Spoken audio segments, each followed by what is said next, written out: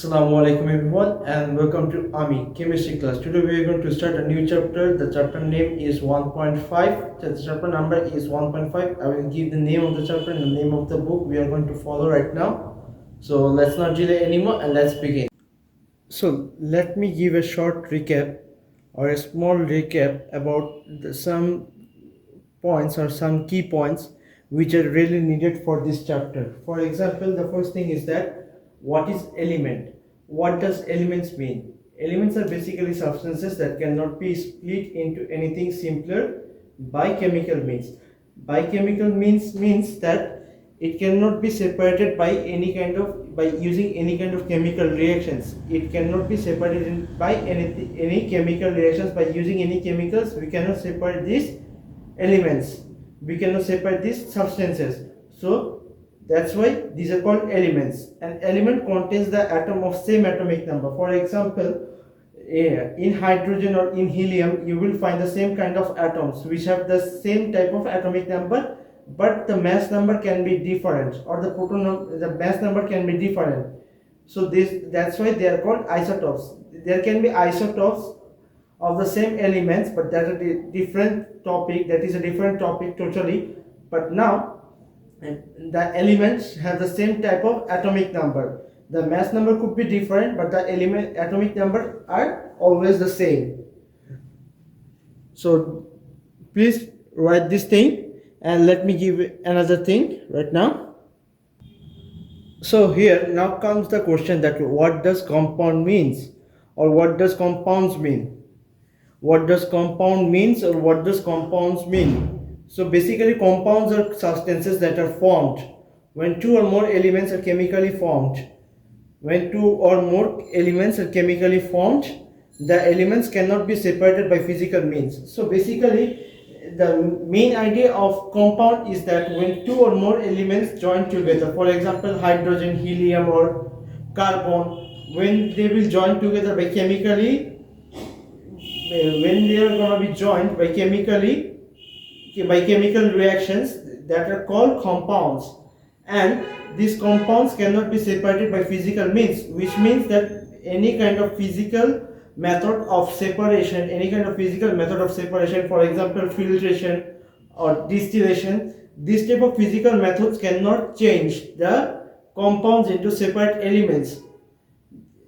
This means that the compounds cannot be separated into separate elements. The compound cannot be split into separate elements by any kind of physical way of changing, by any physical means, which means any physical way of separation. Any physical separation method cannot split the compound into different elements. Let me give some examples of both elements and compounds.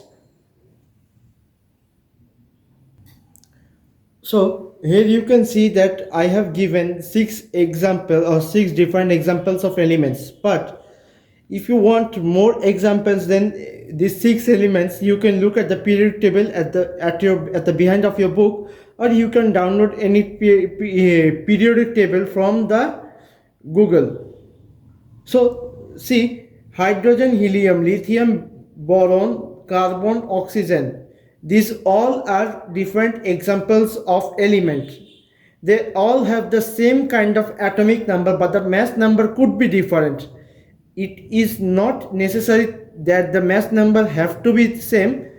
It can be different. For example, hydrogen have two kind of atoms, one which has a mass number of 1 and one which is a mass number of 2.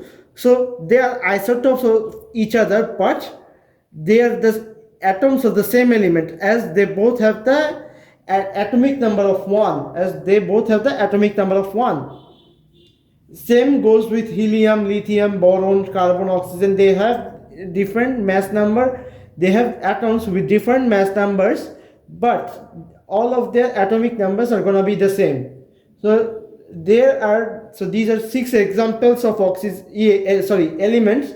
You can write any six or any two. It depends on the question, or it depends on what you have been asked in the question. The question can ask you for two or more than two. You can write it from this six, or you can write it from your own. It depends. Now let me give you some examples of compounds.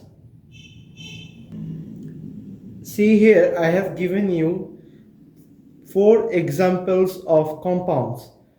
The first one is water. The common example of compound is waters, H2O, which means that 2 molecules of hydrogen and 1 atom, 2 atoms of hydrogen and 1 atom of oxygen makes a molecule of water. 2 atoms of hydrogen and 1 atom of oxygen makes a molecule of water, and this molecule is a compound.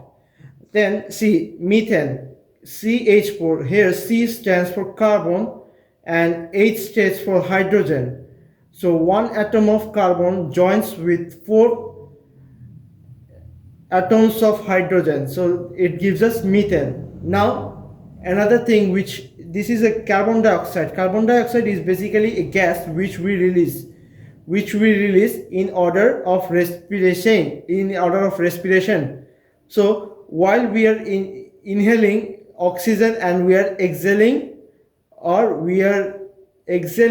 carbon dioxide, this is a common gas, and this carbon dioxide is later being used by the plants. So CO2 here means that 1 atom of carbon and 2 atoms of oxygen gives us carbon dioxide. Now come to the last example, which is potassium chloride. Potassium chloride is basically a salt. Potassium chloride is basically a salt, which here see K represents potassium, 1 atom of potassium, and Cl means chloride, 1 atom of chloride means that 1 molecule of potassium chloride is formed. So let me give you a use of potassium chloride. Potassium chloride is a salt which we use after the sacrificing of animals. It is used on the skin of dead animals so that the skin doesn't rot or any kind of bad smell doesn't come from the skin. So it is one kind of salt which is, so we got to know one new thing, which is that potassium chloride is a salt, and one use of it, which is on the skin or on the leathers of the dead skins, of animals like cow, buffalo, etc. Later on, that leather or that skin is used to make leathers. So our recap is done. Now let's come to the new point, which is the mixture. Today we are going to learn about mixture. See here now that we have come to the main point. One of the main point of our chapter is mixture. So what is mixture? 2 or more substances that are not chemically combined and can be separated by physical means is known as a mixture. It is a basic definition, but let me explain it for you guys to make it simpler for you guys to understand. So it is basically saying that when 2 or more substances are joined together, but no new substances has been formed. A new substance has been formed, but they are not chemically combined. Chemically combined means that there have been no chemical reactions or no chemicals have been used in the mixture, or no chemicals have been used to mix these two things or to match these two things, and this can be separated by physical means. It basically stating that it can be separated by the ways of physical separation methods. It can be separated by physical separation methods. For example, it can be separated by filtration or distillation, or you can say centrifugation. There are different methods of physical means. There are physical separation methods. There are many differences or many ways of physical separations. I have given some examples like filtration, distillation. There are 2 types of distillation basically. One is simple and another one is fractional. So we will know about these things in details later in this chapter. So let's just continue this thing right now. So the example is blood, milk, sand plus water, salt plus water.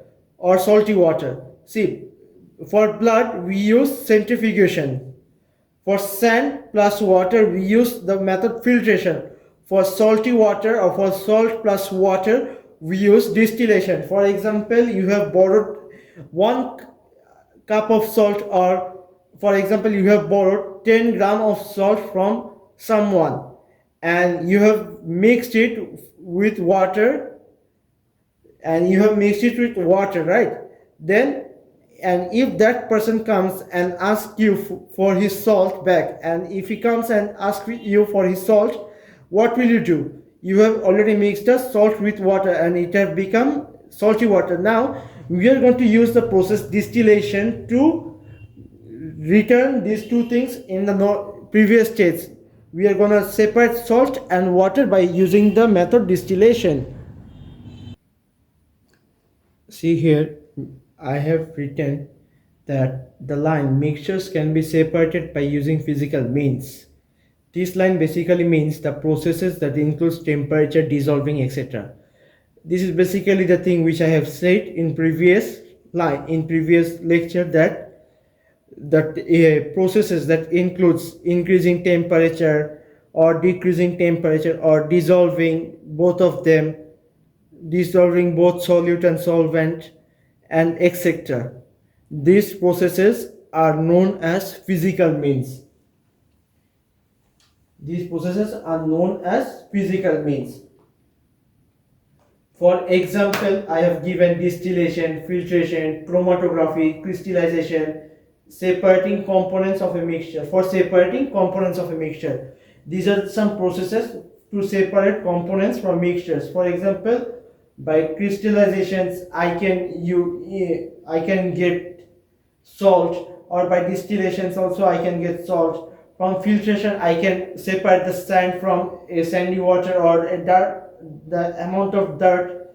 I can filter the water and I will get water and sand separately. The sand will be stuck in the filter paper, on the filter paper, and the rest of the water will be passed through the filter paper and will fall down.